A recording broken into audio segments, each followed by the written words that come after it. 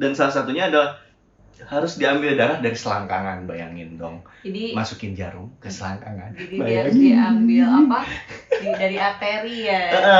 Karena untuk ngecek si oksigennya gitulah pokoknya. Bisa ngecek oksigennya gitulah yang mengalir di darah. Jadi istilahnya oksigen yang terikat di situ itu cukup banyak gitu. Jadi gampang dideteksinya di arteri itu. Dan coba bayangin, masukin jarum ke selangkangan, guys. Gimana nggak stres dan tegang gitu. Pertama buka selangkangan aja udah awkward ya gitu. Terus diambil darah gitu di situ.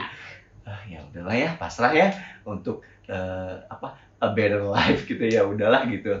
Tapi ya seru gitu, karena nakes-nakesnya juga menyenangkan. Karena mereka juga mungkin tahu lagu-lagu Dikta gitu. Jadi akhirnya kadang mereka cerita gitu bahwa Haji, aku tuh suka lagu KKSK, aku tuh suka lagu Kesepian. Dulu aku itu ada cerita sama mantan aku. Oh oke, gitu. Jadi seru aja jadinya, jadi kayak ada teman, ada keluarga gitu. Dan tanggal 14 karena swab negatif udah swab yang terakhir adalah udah negatif, otomatis aku harus pindah ke ruangan lantai 12.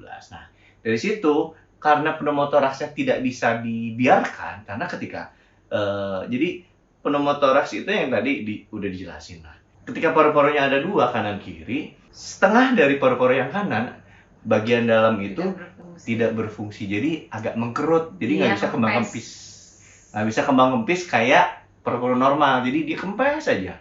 Nah, cukup panik kan. Nah, itu harus ditangani cepat, kalau enggak ya tambah banyak kempesnya melebar gitu. Nah, dan dikhawatirkan kan itu di sini kan alat vital banget semuanya kan.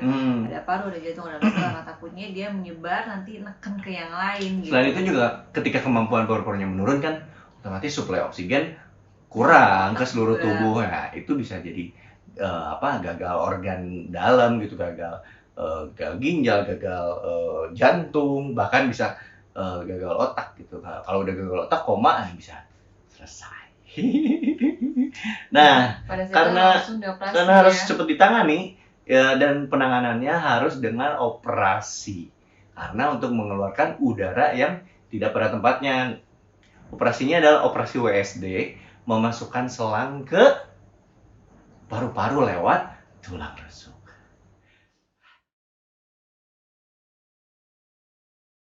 Dan akhirnya hari Rabu ya, hari Selasa ya, tanggal 14 itu. Pokoknya kalau nggak salah tuh Selasa.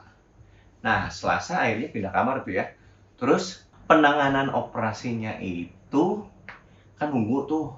Oh iya, waktu itu di kamar juga sendiri ya, nggak ada yang ngejagain. Kita benar-benar totally sendiri gitu. Jadi kita tuh saling berjuang masing-masing sendiri. Aku karena lanjut Isman lagi di rumah, dia juga lanjut ada penanganan operasi juga gitu. Sebenarnya post covidnya keluarga, sahabat juga pada nanyain, boleh tengok Kak, gua kesana ya. Jangan, gue bilang, lu kesini lu kayak menjemput covid. Kalau kita bilangnya lu datang lo sama aja dengan menjemput ajal lo sendiri. Jadi kayak here we come covid gitu.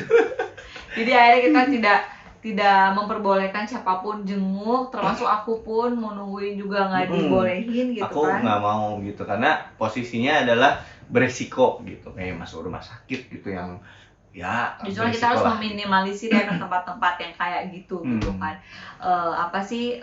Karena itu kan namanya rumah sakit infeksius ya, segala penyakit kan ada, kita kan nggak tahu. Kita lagi drop, apalagi aku baru beres COVID ceritanya gitu kan, takutnya kan nanti ada apa-apa lagi gitu, repot lagi. Jadi akhirnya kita masing-masing saling berjuang, tiap hari video call, nggak tau lah udah lebih dari kayak minum obat, pokoknya video callan terus gitu kan, seolah-olah aku nge-meet dia gitu kan.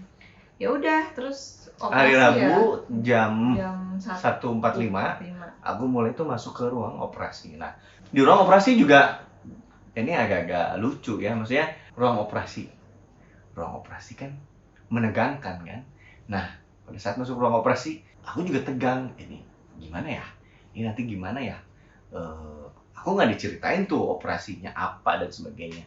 Yang pasti sebelumnya kan aku udah tanda tangan dulu persetujuan tentang anestesinya, tentang resiko-resikonya, tapi ya udahlah bismillah aja ya. Memang ini yang terbaik, ya udah tinggal dijalanin. Nah, akhirnya aku ketemu sama dokter yang luar biasa, dokter ahli paru, dokter anestesi, dan para perawat-perawat yang siap-siap membantu dokter untuk penanganan operasi. Dari situ cukup kaget ketika mereka tahu Aji juga akhirnya, bahwa Aji adalah vokalis Dikta. Udah gitu mereka nyanyiin lagu KKSK, nyanyi.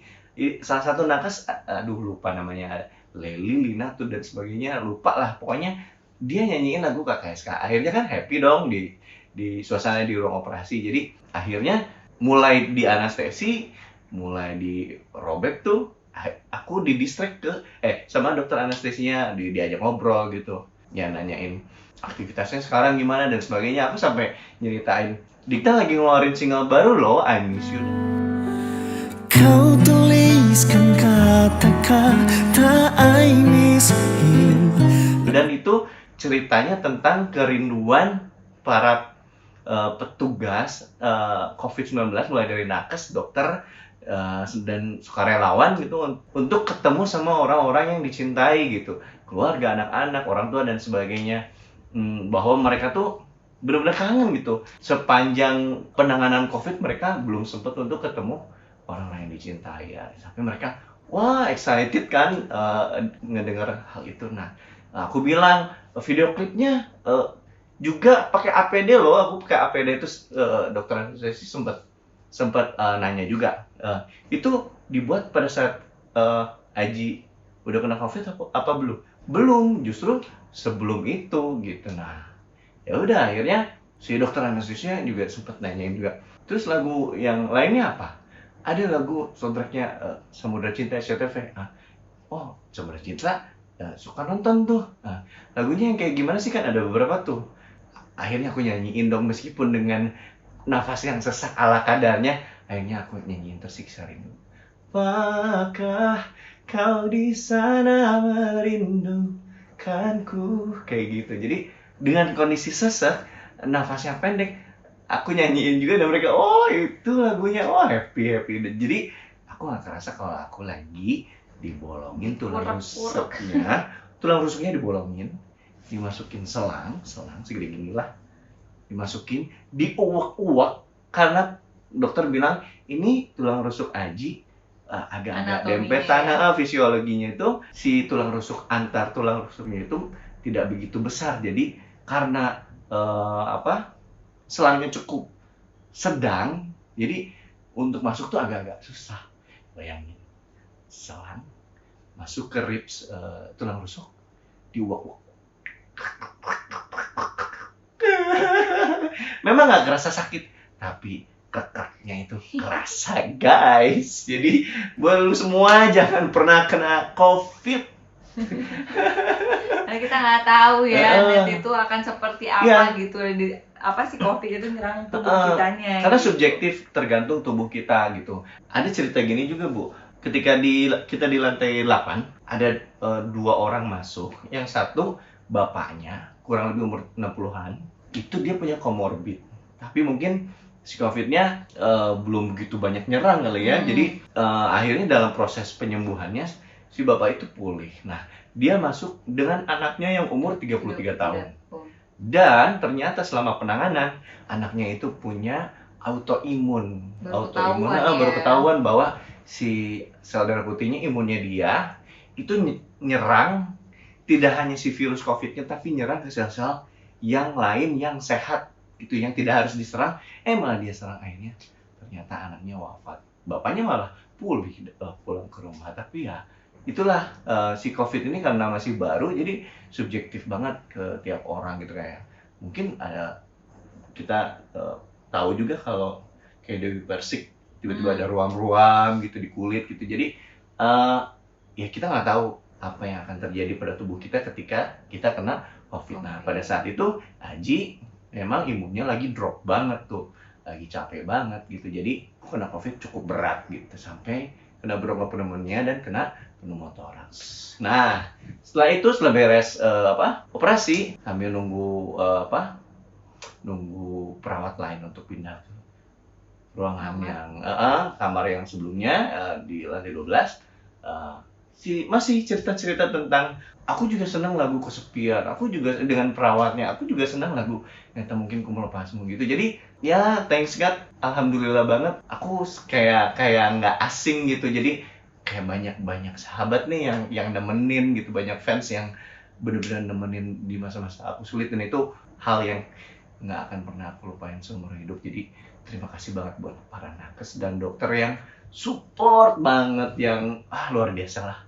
Itu bukan hanya support, tapi lebih ke energi yang luar biasa yang membantu aku untuk segera pulih. Dan akhirnya dari pasca operasi akhirnya aku istirahat, pemulihan, karena si udara tuh keluar dari selang itu.